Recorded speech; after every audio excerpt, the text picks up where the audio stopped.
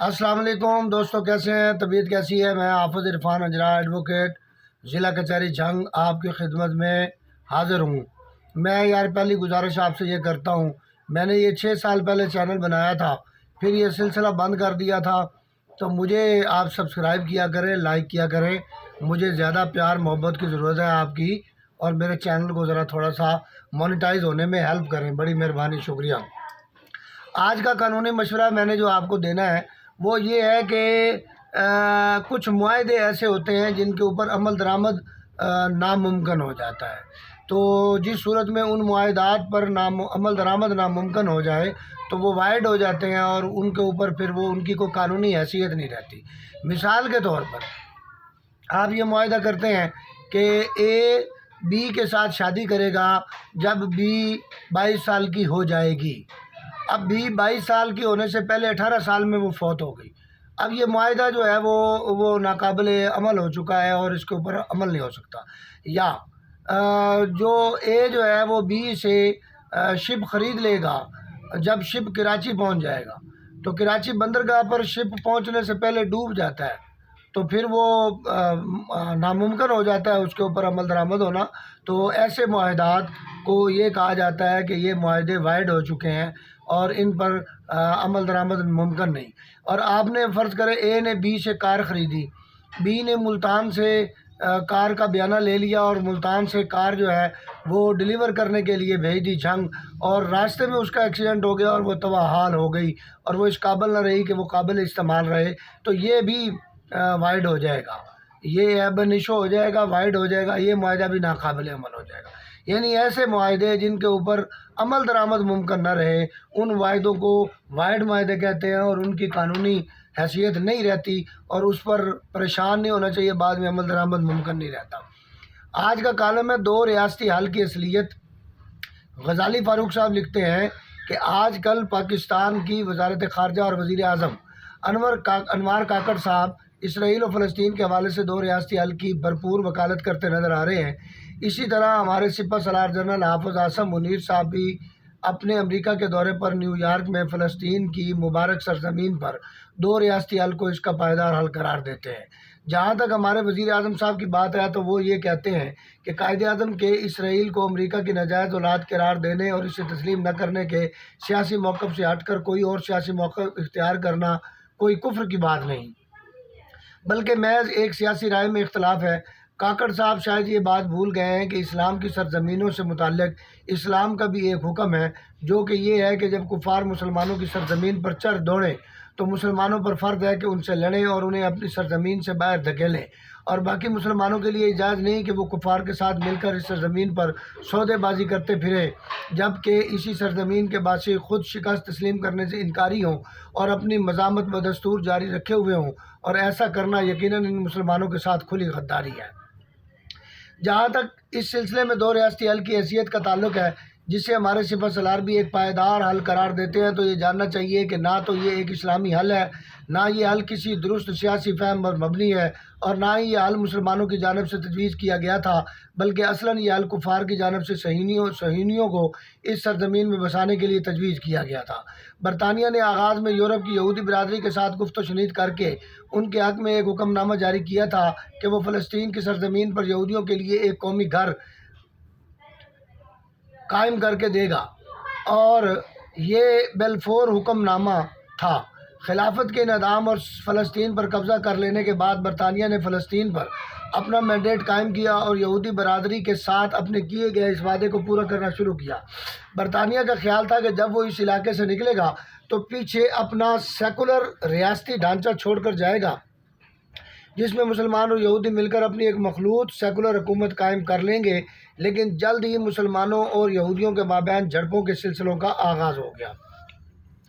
باہر سے آ کر بسنے والی یہودیوں کی تعداد میں اضافے نے مقامی فلسطینیوں کے لیے بہت سے مسائل کو جنم دیا، جن میں سے زراعت اور بے روزگاری کے مسائل سب سے اہم تھے۔ حالات کو اپنے قابو میں اور مسلمانوں کے غصے کو ٹھنڈا کرنے کے لیے برطانیہ نے وقتاً فوقتاً اپنی جانب سے پالیسیاں جاری کی، جن میں یہ وعدہ کیا گیا کہ بیرون ملک سے آ کر بسنے والے نئی یہودیوں کی تعداد میں کمی لائی جائے گی، لیکن حقیقت میں یہ سلسلہ اس کے برعکس جاری رہا۔ سب سے پہلے مئی 1921 کے ہنگاموں کے نتیجے میں وقت کی برطانوی کالونیوں کے اسٹیٹ سیکرٹریز ونسٹن چرچل کی جانب سے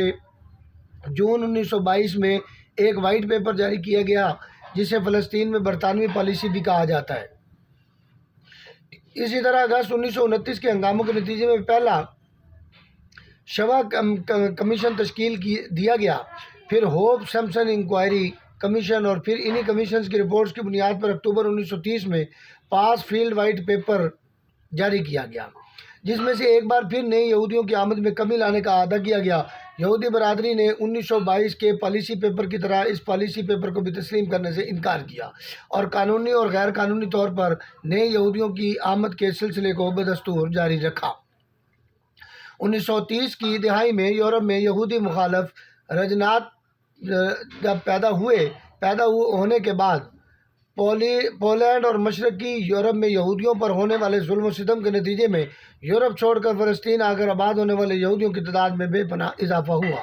باہر سے آ کر بسنے والے یہودیوں کی تیز رفتاری سے بڑھتی ہوئی آبادی کے نتیجے میں فلسطین کے مسلمانوں کو درپیش مسائل میں بھی تیزی کے ساتھ اضافہ ہوا، یہاں تک کہ فلسطین کی مسلمانوں کو اپریل 1936 میں عام ہڑتال کا اعلان کرنا پڑا۔ یہ ہڑتال 6 ماہ تک مسلسل جاری رہی اور پھر 3 سالہ خانہ جنگی میں تبدیل کی گئی، جو کہ اگست 1939 تک جاری رہی۔ اس دوران برطانیہ نے نومبر 1936 میں پہلے کی طرح ایک اور کمیشن تشکیل دیا، جسے یہ کام سونپا گیا کہ وہ یہودی مسلم جھڑپوں کی وجوہات پر غور کر کے کوئی مستقل حل تجویز کرے۔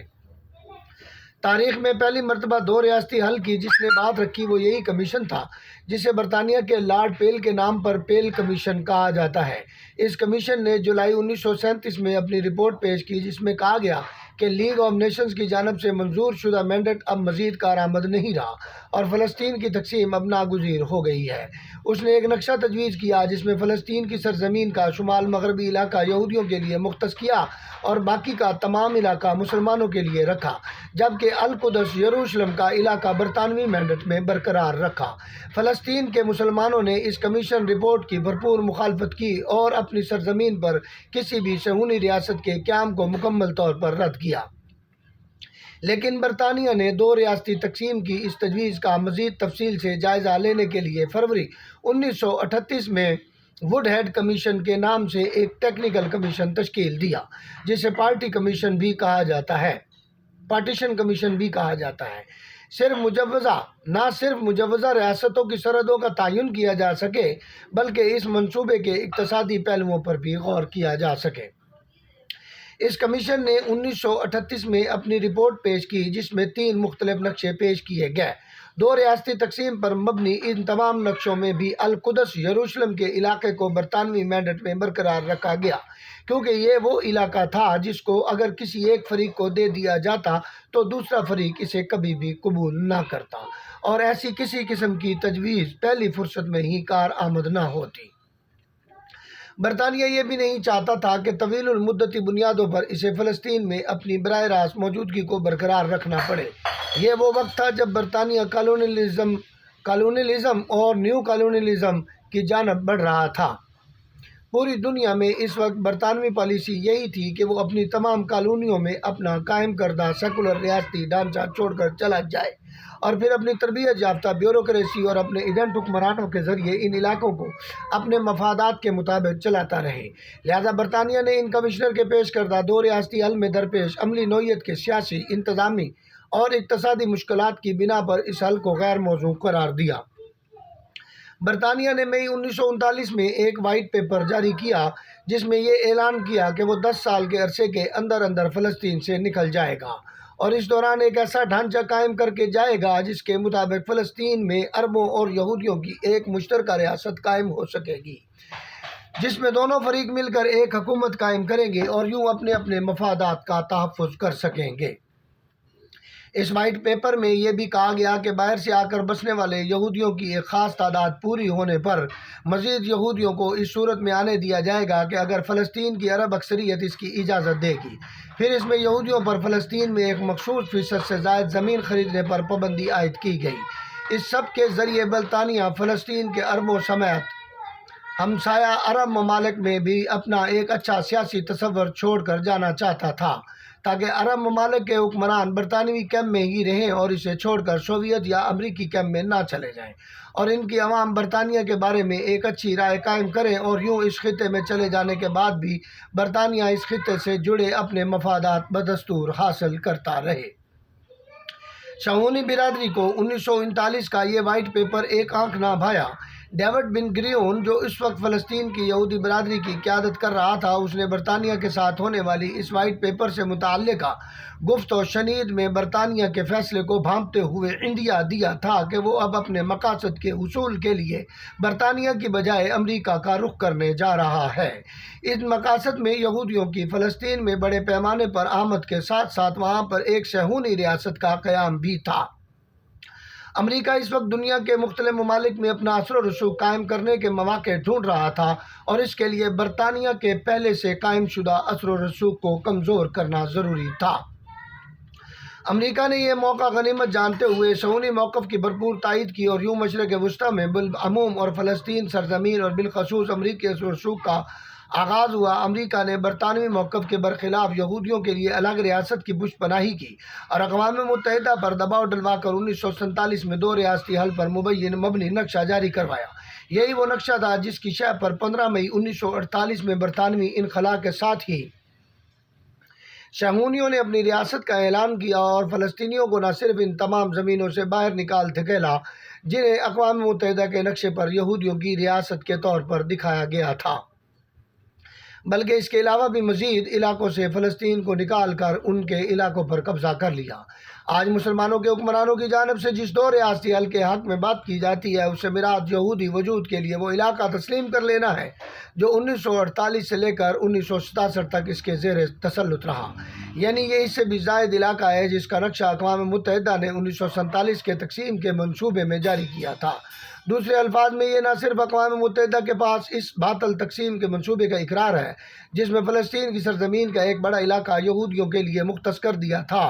حالانکہ یہودیوں کی تعداد اربوں سے کہیں کم تھی، لیکن بلکہ یہودی وجود کے اس 1948 میں کیے گئے قبضے کا بھی اقرار ہے جو اس نے نہ صرف اقوام متحدہ کے جاری شدہ منصوبے کے مطابق کیا بلکہ اس سے کہیں آگے بڑھ کر مزید علاقے پر بھی قبضہ کیا، اور عربوں کے لیے رہی سہی زمین کو بھی 2 حصوں یعنی مغربی کنارہ اور غزہ میں ایسے تقسیم کیا کہ ان کے درمیان کوئی زمینی رابطہ برقرار نہ رہ پائے اور ان کے درمیان بھی یہودی وجود ہی حائل ہو جائے۔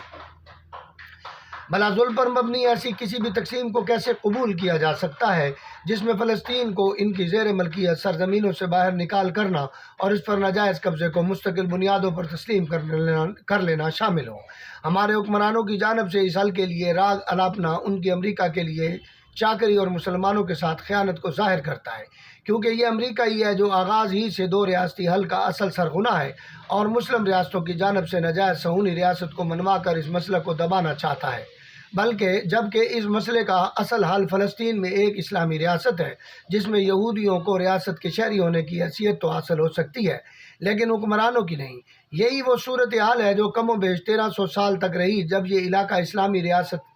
اسلامی ریاست خلافت کا حصہ تھا اور اس میں مسلمان، یہودی اور عیسائی امن کے ساتھ زندگی بسر کرتے تھے اور انہیں اسلام تلے اپنا وہ تمام حقوق حاصل تھے جو اللہ سبحانہ و تعالی قرآن و سنت میں اہل کتاب کے لیے اللہ نے مقرر کیے ہیں۔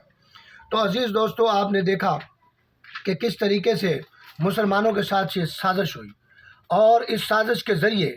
پہلے برطانوی سامراج نے اور پھر امریکی سامراج نے کیسے مسلمانوں کو یکلک 2 ٹکڑوں میں تقسیم کیا اور مسلمانوں پر غاصبانہ قبضہ کرتے ہوئے، مسلمانوں کا دل چیرتے ہوئے ان کو غزہ اور مغربی کنارے کی 2 آبادیوں کے اندر تقسیم کر کے رکھ دیا۔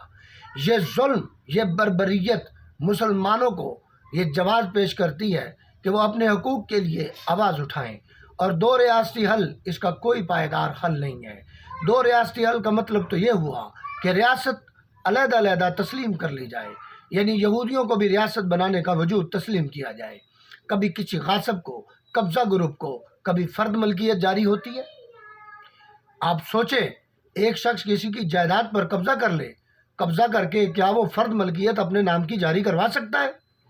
حقوق اپنے نام ٹرانسفر کروا سکتا ہے؟ اگر یہ نہیں ممکن ہے اور ایسا ممکن نہیں ہے تو پھر یہ کیسے ہو سکتا ہے کہ یہودی غاصبین کا حق تسلیم کر لیا جائے اور ان کی ریاست کو تسلیم کیا جائے؟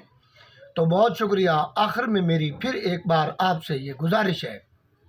اگر آپ کو میری یہ کاوش اچھی لگتی ہے اور آپ اسے شوق سے سنتے ہیں، اسے لائک کریں، شیئر کریں اور اسے سبسکرائب کریں تاکہ یہ کالم